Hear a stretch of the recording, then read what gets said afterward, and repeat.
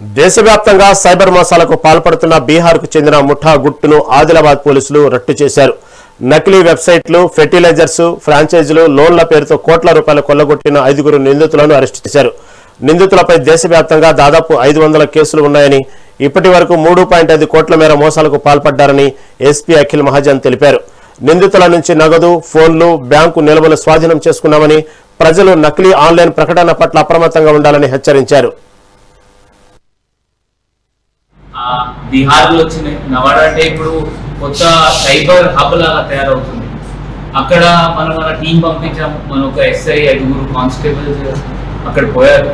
అక్కడ పోయిన తర్వాత లోకల్ ఎస్పీ అక్కడ నవాడా ఎస్పీ అండ్ వాళ్ళ టీం చాలా హెల్ప్ చేశారు మనకి. అక్కడ మనం దాదాపు 5 అక్కడ నుంచి పట్టుకోవడం జరిగింది.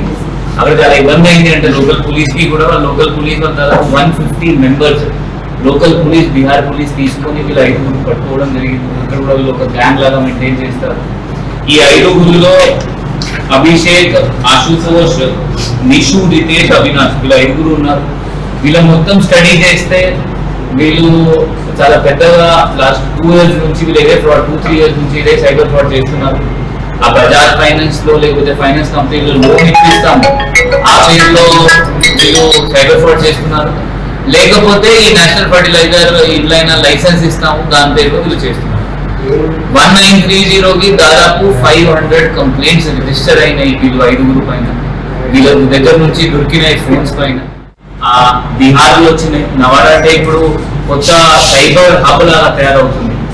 అక్కడ మన టీం పంపించాము. మన ఒక ఎస్ఐ